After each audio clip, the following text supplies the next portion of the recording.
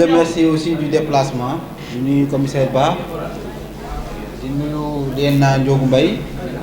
di nuyu aussi le commandant Dogo Thiam di nuyu kilifa diine yi nga xam ni def nañ le déplacement ñëw teewu bés bii nii am na ñi nga xam ni man maa leen ko wax personnellement parce que je tenais à ce que bis bii mu am dem nañ ba léegi po dañ ko commencé inscrire sur presque agenda suñu ko tàmmee di ko def fii ci commissariat bu Janatu mën naa wax ni commissaire Bassirou Sarr moom moo tax il ne s'agit pas simplement d'ici parce que commissaire Sarr maanaam moom ñu ngi bëgg yàgg man damay wax ni moo ma dalal 2017 ba tey ñu ngi nekk donc tey Touba bu fekkee ni am na ay nit yi may gërëm di ma sant ci melokaan lu ci bëri mën naa wax ni yàlla ak moom moo tax dina jafe lool nag tey ci ñun ñu yëkkati ay kàddu di ko wax parce que commissaire Ba am na lu mu ci junju commissaire Diallo am na lu mu ci wax ak ñeneen ñi nga xam ne ñu ngi ci jotaay bi am na lu ñu ci wax te lu ñëpp wax rek mooy dëgg nekkul loo xam ne dañ koy falsifier wala di ko naatable wala di ko def leneen man ba may ñëw di dal police li ma njëkk wax mooy commissaire sa liggéey bii ngay liggéey jëlal doomu aadama yi nga mettre leen au cœur de vos actions lépp looy liggéey jëlal doomu aadama yi nga teg ko ci kanam miy yërmande miy jëf lu baax koo mën a dimbale te yàlla tax nga dimbale ko te yàlla tax te yaakaar naa ci ligne de conduite boobu la ñu nekk po bii nag bu amee am na ñoo xam ne jàpp nañ ci ñu bëri sax ñu li ñuy remercier ñuy commerçant yi ñuy waa mairie ñuy transporteurs yi ñëpp daal ku lim da ngay jum ñu bëri jàpp nañ ci mais particulièrement à une dame boo xam ne mu ngi fii Yacine je peux pas ne pas la remercier parce que elle tenait à ce que po bi am matin midi soir commissaire po bi day am mu ngi fii elle a fait tout pour que po bi am mes remerciements aussi vont c'est vrai que je suis secondaire mais il y a des initiatives yoo xam ñun ñoo ko jël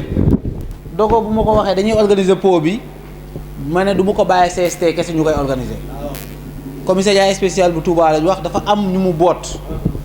ce sont les commissariats de Ndamatou mais aussi commissariat poste police bu Guy Mbind je les ai demandé de participer et ils l'ont fait ñoom ñun ñëpp ku nekk dafa participer pour que ñu xam ni po dañ ko war a inscrire dans la tradition wu commissariat yi kuy dem mu nekk benn moment de rencontre entre askan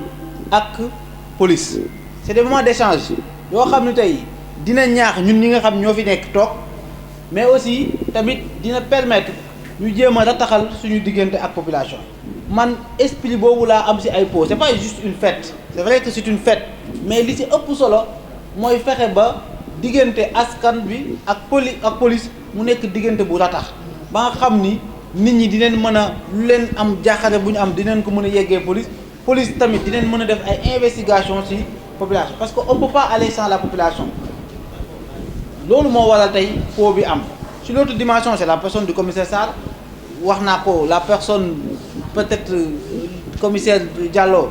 wax na ci tey yàlla dafa def bëriwul chef de service yi am lu mu am tey ci salle bi fii nii il a regroupé 3 adjoints yoo xam ne tey ñu ngi fii ñu dajee fi tey ce qui prouve que ni tey 3 adjoints boo leen formé et que ñoom ñu nekk 3 chefs de service ëllëg ça veut dire que dina am une génération boo xam ni dina ko former. C'est ça. Et c'est très rare. C'est ça. C'est très rare nga gis tey nit mu nekk ak nit nekk adjoint am ba pare mu wëlbati ko dem mu ñëwaat c'est l'exemple de commissaire Diallo c'est parce que bu diggante bi ñaawoon rek du ñëwaat su diggante bi ñaawoon du ñëwaat fii mais c'est parce que diggante bi moo rafet mais nekkul lu ma bett man en tout cas man personnellement bettu ma le jour où ñu may affecté fii à Touba j'étais venu en réunion de Magal Touba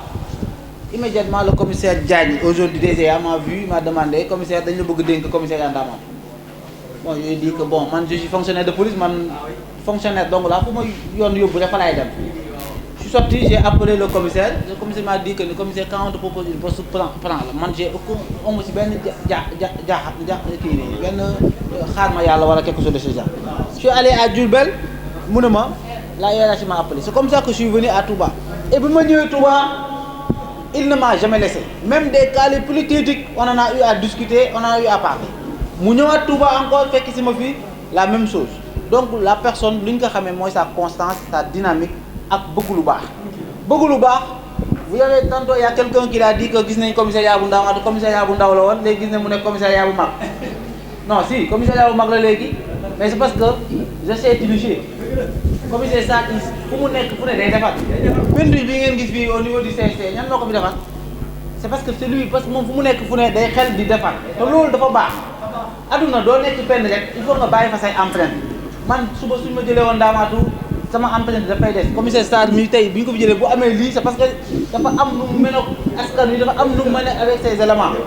man am na lu bëri la ma si xam am na loo xam ne du waxu fii